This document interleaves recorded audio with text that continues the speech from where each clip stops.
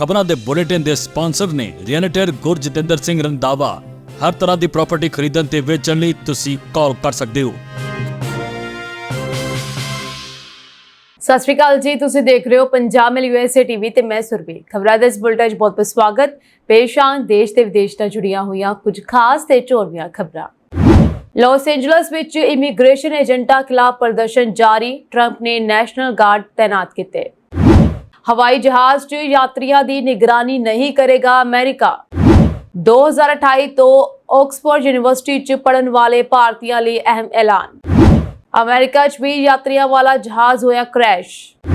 Corona ਤੋਂ ਵੀ ਬੱਤਰ ਹੋਣਗੇ ਹਾਲਾਤ, ਅਮਰੀਕੀ ਮਾਹਰ ਨੇ ਐਗਰੋ ਟੈਰਰਿਜ਼ਮ ਤੇ ਦਿੱਤੀ ਵੱਡੀ ਚੇਤਾਵਨੀ। ਅਮਰੀਕਾ 'ਚ ਭਾਰਤੀ ਵਿਦਿਆਰਥੀਆਂ ਦੀ ਗਿਣਤੀ 'ਚ ਰਿਕਾਰਡ ਵਾਧਾ, ਆંકੜੇ ਹੋਏ ਜਾਰੀ। ਹੁਣ ਇਹਨਾਂ ਖਬਰਾਂ ਦਾ ਵਿਸਥਾਰ। ਇਸ ਦੇ ਨਾਲ ਹੀ ਦੇਸ਼ ਤੇ ਵਿਦੇਸ਼ ਨਾਲ ਜੁੜੀਆਂ ਹੋਈਆਂ तमाम ਖਬਰਾਂ।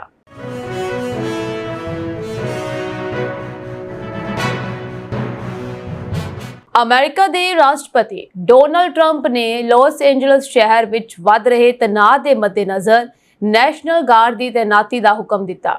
ਇਹ ਫੈਸਲਾ ਇਮੀਗ੍ਰੇਸ਼ਨ ਐਂਡ ਕਸਟਮ ਇਨਫੋਰਸਮੈਂਟ ਏਜੰਟਾਂ ਦੀਆਂ ਕਾਰਵਾਈਆਂ ਦੇ ਵਿਰੁੱਧ ਹੋ ਰਹੇ ਵੱਡੇ ਪੱਧਰ ਤੇ ਰੋਸ ਮੁਜ਼ਾਹਰਿਆਂ ਤੋਂ ਬਾਅਦ ਲਿਆ ਗਿਆ ਹੈ, ਜਿਨ੍ਹਾਂ ਨੇ ਪਿਛਲੇ ਕਈ ਦਿਨਾਂ ਤੋਂ ਸ਼ਹਿਰ ਵਿੱਚ ਅਸ਼ਾਂਤੀ ਦਾ ਮਾਹੌਲ ਬਣਾਇਆ ਹੋਇਆ ਹੈ। ਸ਼ਹਿਰ ਦੇ ਵੱਖ-ਵੱਖ ਹਿੱਸਿਆਂ, ਖਾਸ ਕਰਕੇ ਡਾਊਨਟਾਊਨ ਅਤੇ ਪੂਰਬੀ ਲਾਸ ਐਂਜਲਸ ਵਿੱਚ ਪਿਛਲੇ ਕਈ ਦਿਨਾਂ ਤੋਂ ਹਜ਼ਾਰਾਂ ਪ੍ਰਦਰਸ਼ਨਕਾਰੀ ਇਕੱਠੇ ਹੋ ਰਹੇ ਹਨ। ਉਹ ਸਰਕਾਰ ਦੀਆਂ ਸਖਤ ਇਮੀਗ੍ਰੇਸ਼ਨ ਨੀਤੀਆਂ ਅਤੇ ICE ਦੁਆਰਾ ਗੈਰ ਕਾਨੂੰਨੀ ਪ੍ਰਵਾਸੀਆਂ ਦੇ ਪਰਿਵਾਰਾਂ ਖਿਲਾਫ ਕੀਤੀਆਂ ਜਾ ਰਹੀਆਂ ਛਾਪੇਮਾਰੀਆਂ ਦਾ ਵਿਰੋਧ ਕਰ ਰਹੇ ਹਨ। ਪ੍ਰਦਰਸ਼ਨਕਾਰੀਆਂ ਦਾ ਦੋਸ਼ ਹੈ ਕਿ ਇਹ ਕਾਰਵਾਈਆਂ ਗੈਰ ਮਨੁੱਖੀ ਹਨ ਅਤੇ ਬੱਚਿਆਂ ਨੂੰ ਉਹਨਾਂ ਦੇ ਮਾਪਿਆਂ ਤੋਂ ਵੱਖ ਕਰਕੇ ਪਰਿਵਾਰਾਂ ਨੂੰ ਤੋੜ ਰਹੀਆਂ ਹਨ। ਕਿਸੇ ਵੀ ਇਨਸਾਨ ਤੇ ਜ਼ੁਲਮ ਨਾ ਕਰੋ ਅਤੇ ਪਰਿਵਾਰਾਂ ਨੂੰ ਇਕੱਠੇ ਰੱਖੋ ਵਰਗੇ ਨਾਅਰਿਆਂ ਨਾਲ ਪ੍ਰਦਰਸ਼ਨਕਾਰੀ ਸ਼ਾਂਤੀਪੂਰਨ ਰੋਸ ਪ੍ਰਗਟ ਕਰ ਰਹੇ ਸਨ, ਪਰ ਕੁਝ ਥਾਵਾਂ ਤੇ ਪੁਲਿਸ ਅਤੇ ਪ੍ਰਦਰਸ਼ਨਕਾਰੀਆਂ ਵਿਚਕਾਰ ਝੜਪਾਂ ਵੀ ਹੋਈਆਂ। ਇਸ ਦੇ ਨਾਲ ਹੀ ਟਰੰਪ ਨੇ ਐਲਾਨ ਕੀਤਾ ਹੈ ਕਿ ਪ੍ਰਦਰਸ਼ਨਕਾਰੀਆਂ ਨੂੰ ਮਾਸਕ ਪਹਿਨਣ ਦੀ ਇਜਾਜ਼ਤ ਨਹੀਂ ਹੋਵੇਗੀ। ਵਾਈਟ ਹਾਊਸ ਵੱਲੋਂ ਜਾਰੀ ਇੱਕ ਬਿਆਨ ਅਨੁਸਾਰ ਨੈਸ਼ਨਲ ਗਾਰਡ ਦੀ ਤੈਨਾਤੀ ਕਾਨੂੰਨ ਵਿਵਸਥਾ ਬਹਾਲ ਕਰਨ, ਸੰਘੀ ਜਾਇਦਾਦ ਦੀ ਸੁਰੱਖਿਆ ਅਤੇ ਸਥਾਨਕ ਪੁਲਿਸ ਦੀ ਸਹਾਇਤਾ ਲਈ ਕੀਤੀ ਗਈ ਹੈ।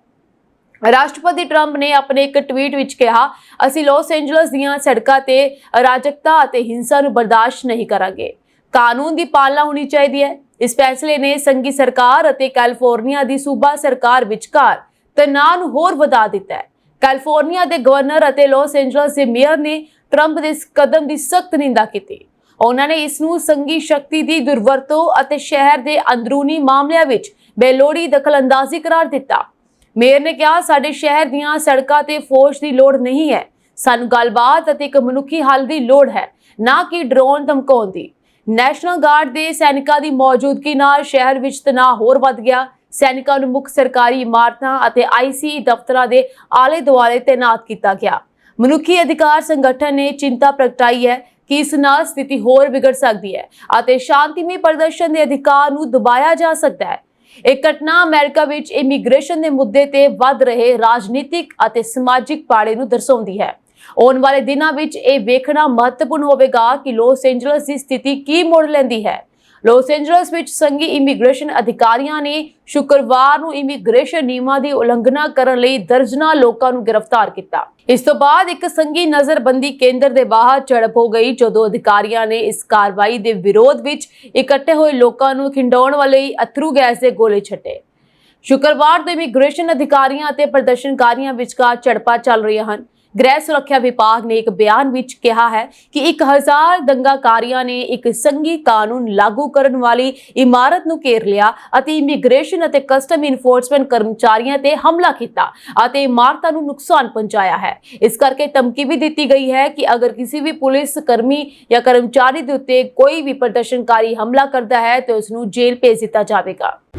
ਟਰੰਪ ਪ੍ਰਸ਼ਾਸਨ ਨੇ ਇੱਕ ਵਿਵਾਦਤ ਪ੍ਰੋਗਰਾਮ ਕੁਵਾਈਟ ਸਕਾਈਜ਼ ਨੂੰ ਬੰਦ ਕਰ ਦਿੱਤਾ ਹੈ। ਇਸ 'ਚ ਅੰਡਰ ਕਵਰ 에ਅਰ ਮਾਰਸ਼ਲ ਉਡਾਨਾਂ ਦੌਰਾਨ ਯਾਤਰੀਆਂ ਦੀ ਨਿਗਰਾਨੀ ਕਰਦੇ ਸਨ। ਇਸ ਦੇ ਨਾਲ ਹੀ ਇੱਕ ਸਰਕਾਰੀ ਅਧਿਕਾਰੀ ਨੂੰ ਵੀ ਹਟਾਇਆ ਹੈ, ਜਿਸ ਨੇ ਰਾਸ਼ਟਰੀ ਖੁਫੀਆ ਡਾਇਰੈਕਟਰ ਤੁਲਸੀ ਗਬਾਰਡ ਨੂੰ ਇਸ 'ਚ ਸ਼ਾਮਲ ਕਰਨ ਦੀ ਜ਼ਿੰਮੇਵਾਰੀ ਲਈ ਸੀ। ਗ੍ਰਹਿ ਸੁਰੱਖਿਆ ਵਿਭਾਗ ਦੀ ਸਕੱਤਰ ਕ੍ਰਿਸਟੀ ਨੋਏਮ ਨੇ ਪ੍ਰੋਗਰਾਮ ਦੇ ਬੰਦ ਹੋਣ ਦਾ ਐਲਾਨ ਕੀਤਾ ਹੈ। DHS ਨੇ ਕਿਹਾ ਹੈ ਕਿ ਇਸ ਪ੍ਰੋਗਰਾਮ ਨੇ ਕਰਦਾਤਿਆਂ ਤੇ ਹਰ ਸਾਲ 20 ਕਰੋੜ ਡਾਲਰ ਦਾ ਬੋਝ ਪਾਇਆ ਤੇ ਇੱਕ ਵੀ ਅੱਤਵਾਦੀ ਹਮਲੇ ਨੂੰ ਰੋਕਣ 'ਚ ਨਾਕਾਮ ਰਿਹਾ। ਕੁਆਇਟ ਸਕਾਈਜ਼ ਪ੍ਰੋਗਰਾਮ 2010 'ਚ ਸ਼ੁਰੂ ਕੀਤਾ ਗਿਆ ਸੀ। ਇਸ ਦੀ ਮੌਜੂਦਗੀ ਦੀ ਪਹਿਲੀ ਵਾਰ ਜਾਣਕਾਰੀ 2018 'ਚ ਬਾਸਟਨ ਗਲੋਬ ਵੱਲੋਂ ਦਿੱਤੀ ਗਈ ਸੀ। ਇਸ 'ਚ ਉਹਨਾਂ ਯਾਤਰੀਆਂ ਦੀ ਪਛਾਣ ਦਾ ਕੰਮ ਕੀਤਾ ਜਾਂਦਾ ਸੀ ਜਿਹੜੇ ਸੁਰੱਖਿਆ ਲਈ ਖਤਰਾ ਪੈਦਾ ਕਰ ਸਕਦੇ ਸਨ। ਅਮਰੀਕੀ ਸੁਪਰੀਮ ਕੋਰਟ ਨੇ ਸ਼ੁੱਕਰਵਾਰ ਨੂੰ ਸਰਕਾਰੀ ਮਹਾਰਤ ਵਿਭਾਗ ਨੂੰ ਸਮਾਜਿਕ ਸੁਰੱਖਿਆ ਪ੍ਰਸ਼ਾਸਨ ਡਾਟਾ ਸਿਸਟਮ 'ਚ ਲੱਖਾਂ ਅਮਰੀਕੀਆਂ ਦੀ ਨਿੱਜੀ ਜਾਣਕਾਰੀ ਤੱਕ ਵੱਡੇ ਪੱਧਰ ਤੇ ਪਹੁੰਚ ਦੀ ਇਜਾਜ਼ਤ ਦਿੱਤੀ ਹੈ। ਜੱਜਾਂ ਨੇ ਮੈਰੀਲੈਂਡ ਦੇ ਹੁਕਮ ਤੇ ਰੋਕ ਲਗਾ ਦਿੱਤੀ। ਹਲੈਂਡਰ ਨੇ ਕਿਹਾ ਸੀ ਕਿ ਸਰਕਾਰੀ ਮਹਾਰਤ ਵਿਭਾਗ ਬਿਨਾਂ ਰੋਕ-ਟੋਕ ਪਹੁੰਚ ਦੀ ਇਜਾਜ਼ਤ ਦੇਣਾ ਸ਼ਾਇਦ ਸੰਘੀ ਖੁਫੀਆ ਕਾਨੂੰਨ ਦੀ ਉਲੰਘਣਾ ਹੋਵੇਗਾ। ਇੱਕ ਹੋਰ ਹੁਕਮ ਸੁਪਰੀਮ ਕੋਰਟ ਨੇ ਨਿਆਇਕ ਹੁਕਮਾਂ ਤੇ ਆਪਣੀ ਰੋਕ ਵਧਾ ਦਿੱਤੀ ਹੈ, ਜਿਸ 'ਚ ਮਹਾਰਤ ਵਿਭਾਗ ਨੂੰ ਸਰਕਾਰੀ ਨਿਗਰਾਨੀ ਗਰੁੱਪ ਨੂੰ ਰਿਕਾਰਡ ਸੌਂਪਣ ਦੀ ਜ਼ਰੂਰਤ ਸੀ। ਆਕਸਫੋਰਡ ਯੂਨੀਵਰਸਿਟੀ ਵਿੱਚ ਪੜ੍ਹਨ ਦੇ ਚਾਹਵਾਨ ਭਾਰਤੀ ਵਿਦਿਆਰਥੀਆਂ ਲਈ ਚੰਗੀ ਖਬਰ ਹੈ। ਆਕਸਫੋਰਡ ਯੂਨੀਵਰਸਿਟੀ ਵਿੱਚ ਪੜ੍ਹਨ ਲਈ ਸਕਾਲਰਸ਼ਿਪ ਪ੍ਰਦਾਨ ਕਰਨ ਵਾਲੇ ਰੋਡ ਸਕਾਲਰਸ਼ਿਪ ਟਰਸਟ ਨੇ 2028 ਤੋਂ ਭਾਰਤੀਆਂ ਲਈ ਸਕਾਲਰਸ਼ਿਪਾਂ ਦੀ ਗਿਣਤੀ ਦੇਸ਼ ਦੀ ਆਬਾਦੀ ਅਨੁਸਾਰ ਵਧਾਉਣ ਦੀ ਯੋਜਨਾ ਬਣਾਈ ਹੈ। ਇਹ ਜਾਣਕਾਰੀ ਟਰਸਟ ਦੇ ਮੁੱਖ ਕਾਰਜਕਾਰੀ ਅਧਿਕਾਰੀ ਸਰ ਰਿਚਰਡ ਟ੍ਰੇਨਰ ਨੇ ਦਿੱਤੀ ਹੈ। ਅਗਲੇ ਸਾਲ ਸ਼ੁਰੂ ਹੋਣ ਵਾਲੇ ਐਕੈਡਮਿਕ ਸੈਸ਼ਨ ਲਈ ਅਰਜ਼ੀਆਂ ਦੀ ਘੋਸ਼ਣਾ ਤੋਂ ਪਹਿਲਾਂ ਭਾਰਤ ਆਏ ਟ੍ਰੇਨਰ ਨੇ ਪੀਟੀਆਈ ਭਾਸ਼ਾ ਨੂੰ ਦਿੱਤੇ ਗਏ ਇੱਕ ਇੰਟਰਵਿਊ ਵਿੱਚ ਦੱਸਿਆ ਕਿ ਇਸ ਸਮੇਂ ਭਾਰਤੀ ਉਮੀਦਵਾਰਾਂ ਨੂੰ ਸਾਲਾਨਾ 6 ਸਕਾਲਰਸ਼ਿਪ ਪ੍ਰਦਾਨ ਕੀਤੀਆਂ ਜਾਂਦੀਆਂ ਹਨ। ਟ੍ਰੇਨਰ ਨੇ ਕਿਹਾ, ਹੁਣ ਤਰਜੀਹ ਉਹਨਾਂ ਥਾਵਾਂ ਲਈ ਕੁਝ ਵਾਧੂ ਸਕਾਲਰਸ਼ਿਪ ਪ੍ਰਦਾਨ ਕਰਨਾ ਹੈ ਜਿੱਥੇ ਵਿਦਵਾਨਾਂ ਦੀ ਗਿਣਤੀ ਆਬਾਦੀ ਦੇ ਅਨੁਪਾਤ ਵਿੱਚ ਜ਼ਿਆਦਾ ਹੈ। ਸੋ ਭਾਰਤ ਉਹਨਾਂ ਦੇਸ਼ਾਂ ਵਿੱਚੋਂ ਇੱਕ ਹੈ, ਇਸ ਲਈ ਸਾਡੇ ਕੋਲ ਭਾਰਤ ਲਈ ਪ੍ਰਤੀ ਸਾਲ 6 ਸਕਾਲਰਸ਼ਿਪ ਹਨ, ਜੋ ਕਿ ਚੰਗੀ ਗੱਲ ਹੈ। ਪਰ ਜਿਵੇਂ ਕਿ ਤੁਸੀਂ ਜਾਣਦੇ ਹੋ, ਇਸ ਦੇਸ਼ ਵਿੱਚ 1.5 ਅਰਬ ਲੋਕ ਹਨ, ਇਸ ਲਈ ਹੋਰ ਸਕਾਲਰਸ਼ਿਪ ਹੋਣੀਆਂ ਚਾਹੀਦੀਆਂ ਹਨ। ਰੋਡਸ ਹਾਊਸ ਦੇ ਅੰਤਰਿਮ ਵਾਰਡਨ ਨੇ ਕਿਹਾ ਕਿ ਅਸੀਂ ਵਾਧੂ ਸਕਾਲਰਸ਼ਿਪਸ ਲਈ ਫੰਡ ਇਕੱਠਾ ਕਰਨ ਦੀ ਕੋਸ਼ਿਸ਼ ਕਰ ਰਹੇ ਹਾਂ, ਕਿਉਂਕਿ ਟਰਸਟ ਨੂੰ ਆਕਸਫੋਰਡ ਯੂਨੀਵਰਸਿਟੀ ਦੀਆਂ ਫੀਸਾਂ ਦਾ ਭੁਗਤਾਨ ਕਰਨ ਅਤੇ ਵਿਦਿਆਰਥੀਆਂ ਦੇ ਰਹਿਣ-ਸਹਿਣ ਦੇ ਖਰਚਿਆਂ ਦਾ ਭੁਗਤਾਨ ਕਰਨ ਲਈ ਫੰਡ ਵਿੱਚ ਪੈਸੇ ਦੀ ਲੋੜ ਹੈ। ਚੀਨ ਅਤੇ ਅਫਰੀਕਾ ਵਰਗੇ ਹੋਰ ਦੇਸ਼ ਵੀ ਸਕਾਲਰਸ਼ਿਪ ਦੀ ਗਿਣਤੀ ਵਧਾਉਣ ਲਈ ਤਰਜੀਹ ਵਿੱਚ ਹਨ। ਵਰਤਮਾਨ ਵਿੱਚ ਚੀਨ ਤੋਂ 4 ਉਮੀਦਵਾਰਾਂ ਅਤੇ ਅਫਰੀਕਾ ਤੋਂ 21 ਉਮੀਦਵਾਰਾਂ ਨੂੰ ਸਕਾਲਰਸ਼ਿਪ ਦਿੱਤੀ ਜਾਂਦੀ ਹੈ। ਟ੍ਰੇਨਰ ਨੇ ਕਿਹਾ ਕਿ ਅਸੀਂ ਸਕਾਲਰਸ਼ਿਪ ਸਕੀਮ ਦੀ 125ਵੀਂ ਵਰ੍ਹੇਗੰਢ ਜੋ ਕਿ 2028 ਵਿੱਚ ਹੈ, ਉਦੋਂ ਤੱਕ ਇਨ੍ਹਾਂ ਤਿੰਨਾਂ ਖੇਤਰਾਂ ਵਿੱਚ ਕੁਝ ਵਾਧੂ ਵਿਦਵਾਨਾਂ ਨੂੰ ਜੋੜਨਾ ਚਾਹੁੰਦੇ ਹਾਂ। ਅਸੀਂ ਹੁਣ ਅਤੇ 125ਵੀਂ ਜੋ ਸਾਲਗਿਰਾ ਹੋਏਗੀ ਉਸ ਵਿਚਕਾਰ ਫੰਡ ਇਕੱਠਾ ਕਰਨ ਤੇ ਵੱਡਾ ਜ਼ੋਰ ਦੇਣ ਜਾ ਰਹੇ ਹਾਂ। ਟ੍ਰੇਨਰ ਖੁਦ 1970 ਵਿੱਚ ਰੋਡ ਸਕਾਲਰਸ਼ਿਪ ਦਾ ਲਾਭਪਾਤਰੀ ਹੈ। ਉਸਨੇ ਕਿਹਾ ਕਿ ਲੋਕ ਅਕਸਰ ਉਸ ਬਦਲਾਅ ਬਾਰੇ ਗੱਲ ਕਰਦੇ ਹਨ ਜੋ ਰੋਡ ਸਕਾਲਰਸ਼ਿਪ ਨੇ ਉਹਨਾਂ ਦੇ ਜੀਵਨ ਵਿੱਚ ਲਿਆਂਦਾ। ਰੋਡ ਸਕਾਲਰਸ਼ਿਪ ਉਹਨਾਂ ਪ੍ਰਤਿਭਾਸ਼ਾਲੀ ਵਿਦਿਆਰਥੀਆਂ ਨੂੰ ਦਿੱਤੀ ਜਾਂਦੀ ਹੈ ਜਿਨ੍ਹਾਂ ਨੇ ਆਕਸਫੋਰਡ ਯੂਨੀਵਰਸਿਟੀ ਵਿੱਚ 2 ਤੋਂ 3 ਸਾਲ ਪੜ੍ਹਨਾ ਹੁੰਦਾ ਹੈ। 18 ਤੋਂ 23 ਸਾਲ ਦੀ ਉਮਰ ਦੇ ਵਿਦਿਆਰਥੀ ਵਿਸ਼ੇਸ਼ ਹਾਲਾਤ ਵਿੱਚ 27 ਸਾਲ ਤੱਕ ਅਰਜ਼ੀ ਦੇਣ ਦੇ ਯੋਗ ਹਨ। ਰੋਡ ਸਕਾਲਰਸ਼ਿਪ ਦੁਨੀਆ ਦੇ ਸਭ ਤੋਂ ਵਕਾਰੀ ਅਤੇ ਸਭ ਤੋਂ ਪੁਰਾਣੇ ਅੰਡਰ ਗ੍ਰੈਜੂਏਟ ਸਕਾਲਰਸ਼ਿਪ ਵਿੱਚੋਂ ਇੱਕ ਹੈ, ਜੋ 1903 ਵਿੱਚ ਆਕਸਫੋਰਡ ਯੂਨੀਵਰਸਿਟੀ ਵਿੱਚ ਸਥਾਪਿਤ ਕੀਤੀ ਗਈ ਸੀ। ਅਗਲੇ ਸਾਲ ਦੇ ਐਕੈਡਮਿਕ ਸੈਸ਼ਨ ਲਈ ਅਰਜ਼ੀ ਦੇਣ ਦੀ ਪ੍ਰਕਿਰਿਆ 3 ਜੂਨ ਨੂੰ ਸ਼ੁਰੂ ਹੋਈ ਸੀ ਅਤੇ ਉਮੀਦਵਾਰ 23 ਜੁਲਾਈ ਤੱਕ ਅਰਜ਼ੀ ਦੇ ਸਕਦੇ ਹਨ। ਇਸ ਵਕਾਰੀ ਸਕਾਲਰਸ਼ਿਪ ਦੇ ਪ੍ਰਮੁੱਖ ਭਾਰਤੀ ਲਾਭਪਾਤਰੀਆਂ ਵਿੱਚ ਅਰਥਸ਼ਾਸਤਰੀ ਮੋਂਟੇਕ ਸਿੰਘ ਆਲੂਵਾਲੀਆ, ਲੇਖਕ ਗਿਰੀਸ਼ ਕਰਨਾਡ, ਇਸ ਤੋਂ ਇਲਾਵਾ ਹੋਰ ਵੀ ਬਹੁਤ ਸਾਰੇ ਲੋਕ ਸ਼ਾਮਲ ਰਹੇ। ਅਮਰੀਕਾ ਦੇ ਟੈਨੈਂਸੀ ਰਾਜ ਦੇ ਟੁਲਾਹੋਮਾ ਵਿੱਚ ਐਤਵਾਰ ਦੁਪਹਿਰ ਇੱਕ ਛੋਟਾ ਜਹਾਜ਼ ਹਾਦਸਾਗ੍ਰਸਤ ਹੋ ਗਿਆ। ਇਹ ਹਾਦਸਾ ਓਲਡ ਸ਼ੈਲਬਾਏ ਵਿਲੇ ਰੋਡ ਉੱਤੇ ਬੀਚ ਕ੍ਰਾਫਟ ਹੈਰੀਟੇਜ ਮਿਊਜ਼ੀਅਮ ਦੇ ਨੇੜੇ ਵਾਪਰਿਆ। ਜਹਾਜ਼ ਵਿੱਚ 20 ਲੋਕ ਸਵਾਰ ਸਨ ਜੋ ਕਿ ਇੱਕ ਸਕਾਈ ਡਾਈਵਿੰਗ ਉਡਾਨ ਲਈ ਨਿਕਲੇ ਸਨ। ਹਾਦਸਾ ਸਥਾਨਕ ਸਮੇਂ ਅਨੁਸਾਰ ਦੁਪਹਿਰ 1:45 ਵਜੇ ਵਾਪਰਿਆ। ਜਹਾਜ਼ ਦੀ ਪਛਾਣ ਦ ਹੈਵੀਲੈਂਡ ਕੈਨੇਡਾ ਯਾਨੀ DHC-6 ਟਵਿਨ ਆਟਰ ਵਜੋਂ ਹੋਈ ਹੈ, ਜੋ ਕਿ ਟੁਲਾਹੋਮਾ ਰੀਜਨਲ 에ਅਰਪੋਰਟ ਤੋਂ ਉੱਡਿਆ ਸੀ। ਜਹਾਜ਼ ਹਵਾਈ ਅੱਡੇ ਦੇ ਰਨਵੇ ਵੱਲ ਵਧ ਰਿਹਾ ਸੀ, ਪਰ ਰਸਤੇ ਵਿੱਚ ਇੱਕ ਦਰਖਤ ਨਾਲ ਟਕਰਾ ਗਿਆ ਅਤੇ ਕ੍ਰੈਸ਼ ਹੋ ਗਿਆ। ਜਹਾਜ਼ ਦਾ ਕਾਕਪਿਟ ਖਾਸਾ ਨੁਕਸਾਨਿਆ ਗਿਆ ਹੈ, ਪਰ ਕਿਸੇ ਵੀ ਯਾਤਰੀ ਦੀ ਮੌਤ ਨਹੀਂ ਹੋਈ ਹੈ। ਹਾਦਸੇ 'ਚ ਕੁਝ ਲੋਕ ਜ਼ਖਮੀ ਵੀ ਹੋਏ ਹਨ। 4 ਲੋਕਾਂ ਨੂੰ ਗੰਭੀਰ ਜ਼ਖਮ ਹੋਣ ਕਰਕੇ ਹਸਪਤਾਲ 에ਅਰਲਿਫਟ ਰਾਹੀਂ ਭੇਜਿਆ ਗਿਆ, ਜਦਕਿ ਹੋਰਾਂ ਦਾ ਮੌਕੇ ਤੇ ਜਾਂ ਨੇੜਲੇ ਹਸਪਤਾਲਾਂ 'ਚ ਇਲਾਜ ਕੀਤਾ ਗਿਆ। ਬਾਕੀ ਜ਼ਖਮੀਆਂ ਦੀ ਹਾਲਤ ਹਲਕੀ ਦੱਸੀ ਜਾ ਰਹੀ ਹੈ ਅਤੇ ਸਾਰੇ ਯਾਤਰੀਆਂ ਦੀ ਜਾਨ ਬਚ ਗਈ ਹੈ। ਅਧਿਕਾਰਤ ਬਿਆਨ ਅਤੇ ਜਾਂਚ ਵੀ ਕੀਤੀ ਜਾ ਰਹੀ ਹੈ। ਟੈਨੈਂਸੀ ਹਵਾਈ ਪੈਟਰੋਲ ਅਤੇ FAA ਨੇ ਪੁਸ਼ਟੀ ਕੀਤੀ ਹੈ ਕਿ ਜਹਾਜ਼ 'ਚ 20 ਲੋਕ ਸਵਾਰ ਸਨ। ਹਾਦਸੇ ਦੀ ਜਾਂਚ FAA ਅਤੇ ਨੈਸ਼ਨਲ ਟਰਾਂਸਪੋਰਟੇਸ਼ਨ ਸੇਫਟੀ ਬੋਰਡ ਵੱਲੋਂ ਜਾਰੀ ਹੈ। ਲੋਕਲ ਪ੍ਰਸ਼ਾਸਨ ਨੇ ਲੋਕਾਂ ਨੂੰ ਹਾਦਸਾ ਸਥਲ ਤੋਂ ਦੂਰ ਰਹਿਣ ਦੀ ਅਪੀਲ ਕੀਤੀ ਹੈ। ਗਵਾਹਾਂ ਦੀ ਗੱਲ ਕੀਤੀ ਜਾਵੇ ਤਾਂ ਇੱਕ ਸਥਾਨਕ ਔਰਤ ਨੇ ਦੱਸਿਆ ਕਿ ਜਹਾਜ਼ ਉਸਦੇ ਘਰ ਦੇ ਬਿਲਕੁਲ ਉੱਤੇ ਲੰਘਿਆ ਅਤੇ ਰਨਵੇ ਵੱਲ ਵੱਧਦੇ ਹੋਏ ਦਰਖਤ ਨਾਲ ਟਕਰਾ ਗਿਆ। ਉਸਨੇ ਕਿਹਾ, ਇਹ ਚਮਤਕਾਰ ਹੈ ਕਿ ਜਹਾਜ਼ ਮੇਰੇ ਘਰ ਤੇ ਨਹੀਂ ਡਿੱਗਿਆ। ਅਮਰੀਕਾ 'ਚ ਚੀਨੀ ਮਾਮਲਿਆਂ ਦੇ ਇੱਕ ਪ੍ਰਮੁੱਖ ਮਾਹਰ ਨੇ ਬੀਜਿੰਗ ਨਾਲ ਪੂਰੀ ਤਰ੍ਹਾਂ ਸਾਰੇ ਸਬੰਧ ਤੋੜਨ ਦੀ ਮੰਗ ਕੀਤੀ ਹੈ ਅਤੇ ਚੇਤਾਵਨੀ ਦਿੱਤੀ ਹੈ ਕਿ ਜੇਕਰ ਦੇਸ਼ ਤੇਜ਼ੀ ਨਾਲ ਕਾਰਵਾਈ ਨਹੀਂ ਕਰਦਾ ਹੈ ਤਾਂ ਇਸ ਨੂੰ ਕੋਰੋਨਾ ਤੋਂ ਵੀ ਭੈੜੇ ਖਤਰੇ ਦਾ ਸਾਹਮਣਾ ਕਰਨਾ ਪਵੇਗਾ। ਮਾਹਰ ਦਾ ਇਹ ਬਿਆਨ 2 ਚੀਨੀ ਨਾਗਰਿਕਾਂ ਨੂੰ ਅਮਰੀਕਾ ਵਿੱਚ ਇੱਕ ਜ਼ਹਿਰੀਲੀ ਉਲੀ ਦੀ ਤਸਕਰੀ ਦੇ ਦੋਸ਼ ਵਿੱਚ ਗ੍ਰਿਫਤਾਰ ਕੀਤੇ ਜਾਣ ਤੋਂ ਬਾਅਦ ਆਇਆ ਹੈ। ਅਮਰੀਕਾ 'ਚ ਫੰਗਸ ਦੀ ਤਸਕਰੀ ਹਾਲ ਹੀ ਵਿੱਚ ਯੂਨਕਿੰਗ ਜਿਆਨ ਅਤੇ ਜੁਨਯੋਂਗ ਲਿਊ ਨਾਮ ਦੇ 2 ਚੀਨੀ ਨਾਗਰਿਕਾਂ ਨੂੰ ਅਮਰੀਕਾ ਵਿੱਚ ਗ੍ਰਿਫਤਾਰ ਕੀਤਾ ਗਿਆ ਹੈ। ਉਹਨਾਂ ਤੇ ਅਮਰੀਕਾ ਵਿੱਚ ਇੱਕ ਬਹੁਤ ਹੀ ਖਤਰਨਾਕ ਫੰਗਸ ਦੀ ਤਸਕਰੀ ਕਰਨ ਦਾ ਦੋਸ਼ ਹੈ ਜੋ ਫਸਲਾਂ ਨੂੰ ਖਰਾਬ ਕਰ ਸਕਦਾ ਹੈ।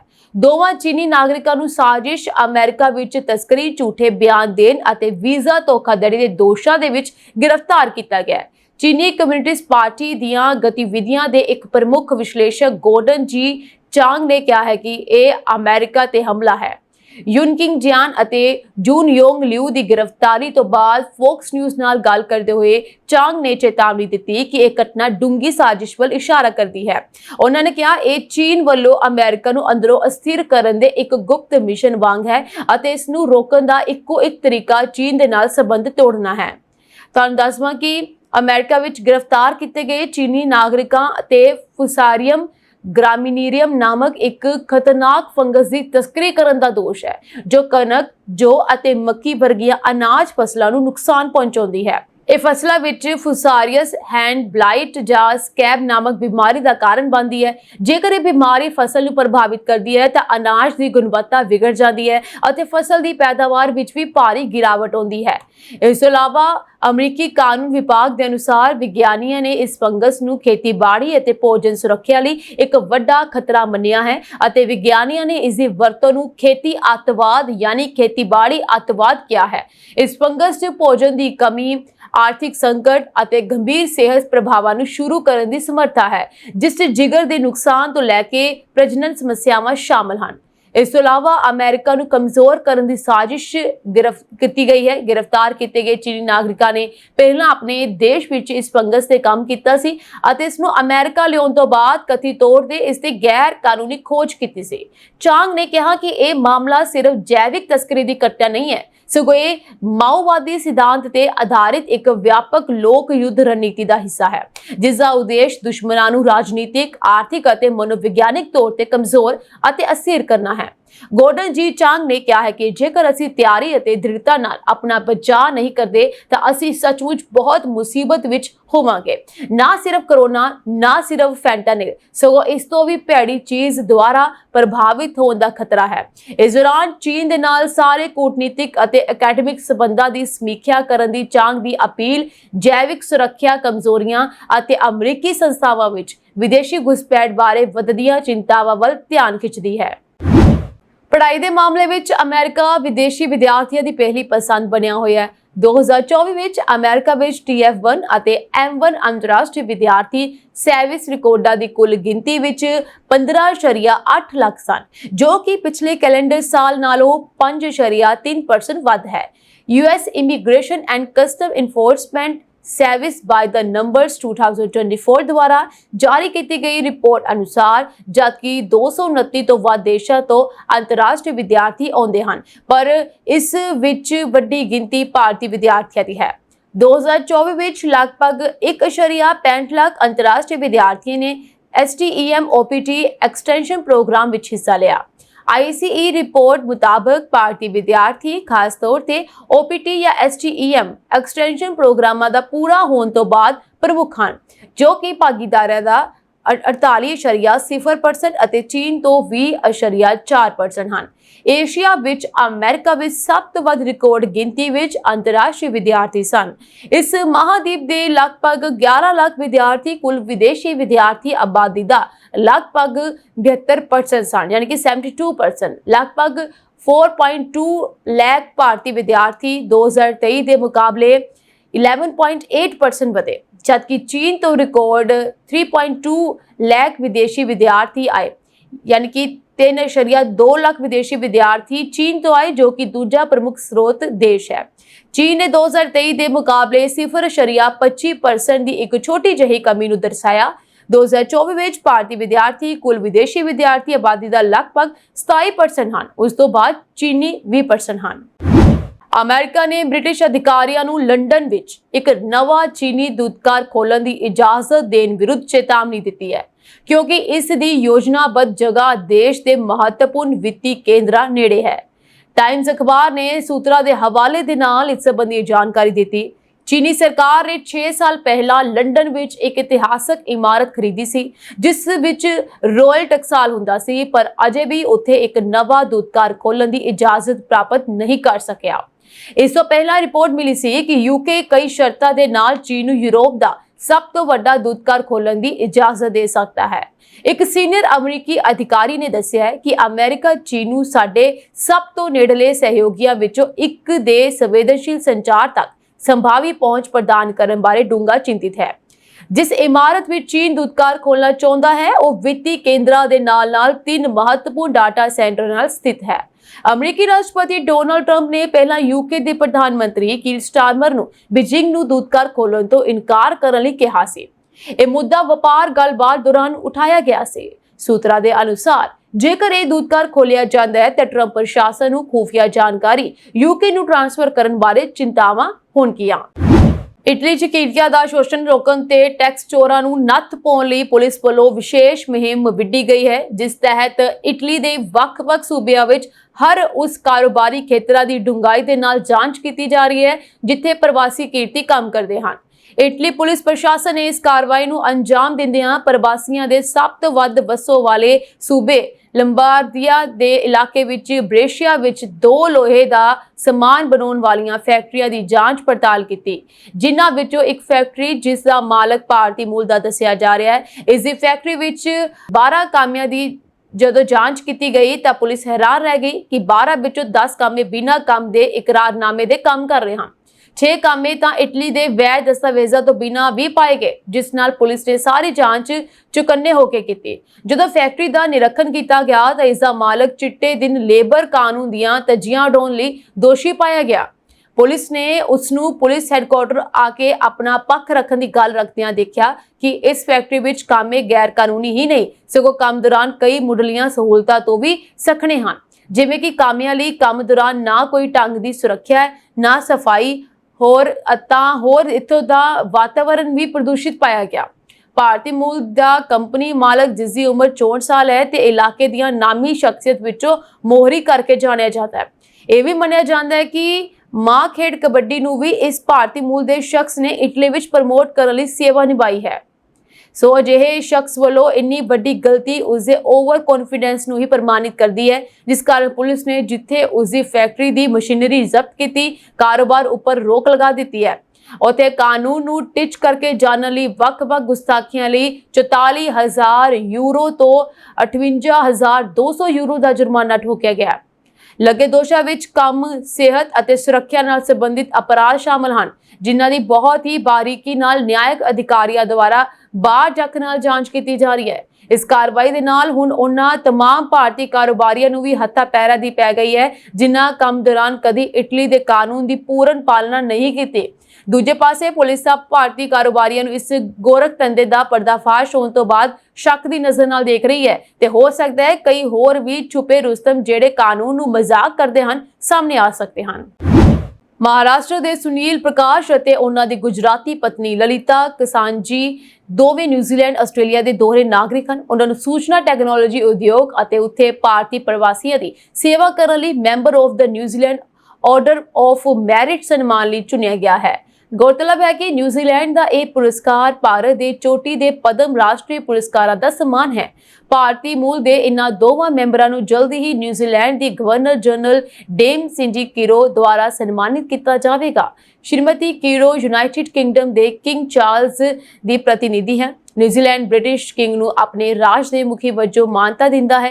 ਨਿਊਜ਼ੀਲੈਂਡ ਆਰਡਰ ਆਫ ਮੈਰਿਟ ਨਾਮਕ ਪੁਰਸਕਾਰ ਦੇ ਵਿਆਪਕ ਸਮੂਹ ਦੀ ਸਥਾਪਨਾ 30 ਮਈ 1996 ਨੂੰ ਤਤਕਾਲੀ ਬ੍ਰਿਟਿਸ਼ सम्राट महारानी एलिजाबेथ द्वारा जारी एक शाही वारंट द्वारा की गई सी।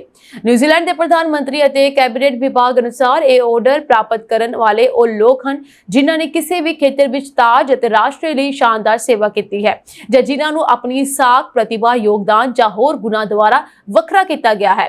ਨਿਊਜ਼ੀਲੈਂਡ ਆਰਡਰ ਆਫ ਮੈਰਿਟ ਦਾ ਮੈਂਬਰ ਵਕਾਰੀ ਪੁਰਸਕਾਰਾਂ ਦੇ ਪੱਧਰਾਂ ਵਿੱਚੋਂ ਇੱਕ ਹੈ। 1996 ਤੋਂ ਨਿਊਜ਼ੀਲੈਂਡ ਨੇ ਸਿਰਫ 15 ਆਈਟੀ ਜਾਦੂਗਰਾਂ ਨੂੰ ਅਜਿਹਾ ਸਨਮਾਨ ਦਿੱਤਾ ਹੈ, ਪਰ ਇਹ ਪਹਿਲੀ ਵਾਰ ਹੈ ਜਦੋਂ ਇਹ ਭਾਰਤੀ ਭਾਈਚਾਰੇ ਦੇ ਮੈਂਬਰਾਂ ਨੂੰ ਦਿੱਤਾ ਗਿਆ। ਪ੍ਰਕਾਸ਼ ਨੇ ਯੂਨੀਵਰਸਿਟੀ ਨਾਲ ਟੈਲੀਫੋਨ ਤੇ ਗੱਲਬਾਤ ਵਿੱਚ ਕਿਹਾ, ਅਸੀਂ ਇਹ ਸਨਮਾਨ ਪ੍ਰਾਪਤ ਕਰਕੇ ਖੁਸ਼ ਹਾਂ। ਗੌਰਤਲਬ ਹੈ ਕਿ ਪ੍ਰਕਾਸ਼ ਕਾਸਾਂਜੀ ਜੋੜਾ 2023 ਵਿੱਚ ਸੁਰਖੀਆਂ ਵਿੱਚ ਆਇਆ ਸੀ ਜਦੋਂ ਉਹਨਾਂ ਨੇ ਦੋ ਦੂਰ ਦੁਰਾਡੇ ਦੇਸ਼ਾਂ ਵਿਚਕਾਰ ਡਿਜੀਟਲ ਅਤੇ ਤਕਨੀਕੀ ਸਹਿਯੋਗ ਨੂੰ ਤੇਜ਼ ਕਰਨ ਲਈ ਭਾਰਤ ਨਾਲ New Zealand centre for digital connections ਦੀ ਸਹਿ ਸਥਾਪਨਾ ਕੀਤੀ ਸੀ। ਗਲੋਬਲ ਤਕਨੀਕੀ ਅਤੇ ਨਸਲੀ ਸਮਾਜਿਕ ਦ੍ਰਿਸ਼ਟੀਕੋਣਾਂ ਨੂੰ ਜੋੜਦੇ ਹੋਏ ਉਹਨਾਂ ਨੇ ਟ੍ਰੈਂਡ ਸੈਂਟਰ ਖੋਜ ਨੇ ਖੁਲਾਸਾ ਕੀਤਾ ਕਿ ਭਾਰਤੀ ਆਈਟੀ ਪੇਸ਼ੇਵਰਾਂ ਨੇ ਨਿਊਜ਼ੀਲੈਂਡ ਦੀ ਆਰਥਿਕਤਾ ਵਿੱਚ ਸਾਲਾਨਾ 350 ਮਿਲੀਅਨ ਅਮਰੀਕੀ ਡਾਲਰ ਦਾ ਯੋਗਦਾਨ ਪਾਇਆ। ਨਾਲ ਹੀ ਦ੍ਰਿਸ਼ਟੀ ਅਤੇ ਤਰੱਕੀ ਲਈ ਉਤਪ੍ਰੇਰਕ ਪ੍ਰੋਗਰਾਮ ਬਣਾ ਕੇ ਸਫਲਤਾ ਲਈ ਭਵਿੱਖਬਾਣੀ ਕਰਨ ਵਾਲਿਆਂ ਦੀ ਪਛਾਣ ਕੀਤੀ। ਅਮਰੀਕਾ ਵਿੱਚ ਖਾਣ ਪੀਣ ਦੀਆਂ ਚੀਜ਼ਾਂ 'ਚ ਖਤਰਨਾਕ ਬੈਕਟੀਰੀਆ ਦੇ ਫੈਲਣ ਨਾਲ ਚਿੰਤਾ ਵੱਧ ਗਈ ਹੈ। ਟਮਾਟਰਾਂ ਤੋਂ ਬਾਅਦ ਹੁਣ ਆਂਡਿਆਂ ਵਿੱਚ ਵੀ ਸਾਲਮੋਨੇਲਾ ਬੈਕਟੀਰੀਆ ਮਿਲਣ ਕਾਰਨ ਵੱਡਾ ਖਤਰਾ ਸਾਹਮਣੇ ਆਇਆ ਹੈ। ਅਗਸਤ ਐਗ ਕੰਪਨੀ ਦੇ ਆਂਡਿਆਂ ਨਾਲ ਜੁੜੀ ਇਸ ਲਾਗ ਨੇ 9 ਰਾਜਾਂ ਵਿੱਚ 79 ਲੋਕਾਂ ਨੂੰ ਬਿਮਾਰ ਕਰ ਦਿੱਤਾ ਹੈ, ਜਿਨ੍ਹਾਂ ਵਿੱਚੋਂ 21 ਨੂੰ ਹਸਪਤਾਲ ਵਿੱਚ ਦਾਖਲ ਕਰਵਾਉਣਾ ਪਿਆ। ਸੋ ਬ੍ਰਾਊਨ ਕੇਸ ਫ੍ਰੀ ਐਗ ਅਤੇ ਬ੍ਰਾਊਨ ਸਰਟੀਫਿਕੇਟ ਆਰਗੈਨਿਕ ਐਗ ਇਹ ਆਂਡੇ ਬਹੁਤ ਖਤਰਨਾਕ ਨੇ ਜੋ ਕਿ ਇਫੈਕਟ ਪਾ ਰਹੇ ਨੇ ਬਹੁਤ ਜ਼ਿਆਦਾ, ਜਿਨ੍ਹਾਂ ਦੇ ਵਿੱਚ ਜ਼ਹਿਰੀਲੇ ਸਾਬਤ ਹੋ ਸਕਦੇ ਨੇ। ਇਹ ਆਂਡੇ ਜੋ ਨੇ ਵਾਲਮਾਰਟ, ਸੇਫਵੇ, ਫੂਡ ਮੈਕਸ, ਇਸ ਤੋਂ ਇਲਾਵਾ ਲੱਕੀ, ਸਮਾਰਟ ਐਂਡ ਫਾਈਨਲ ਐਸੇ ਬਹੁਤ ਸਾਰੇ ਸਟੋਰਸ ਨੇ ਫੂਡ ਫॉर ਲੈਸ ਆਦਿ ਰਿਟੇਲ ਸਟੋਰਾਂ ਤੇ ਵੇਚੇ ਗਏ ਹਨ। ਇਸ ਤੋਂ ਇਲਾਵਾ ਇਸ ਵਿੱਚ ਬਹੁਤ ਸਾਰੇ ਰਾਜ ਪ੍ਰਭਾਵਿਤ ਹੋਏ ਨੇ, ਜਿਸ ਵਿੱਚ Arizona, California, Illinois, Indiana, Nebraska, New Mexico, Nevada, Washington ਆਦਿ ਦੇਸ਼ ਰਾਜ ਜਿਹੜੇ ਸ਼ਾਮਲ ਨੇ। ਇਸ ਤੋਂ ਇਲਾਵਾ ਸਾਵਧਾਨੀ ਅਤੇ ਸਰਕਾਰੀ ਕਦਮ ਵੀ ਚੁੱਕੇ ਗਏ ਨੇ। 1.7 ਮਿਲੀਅਨ ਅੰਡੇ ਵਾਪਸ ਮੰਗਵਾਏ ਜਾ ਰਹੇ ਹਨ।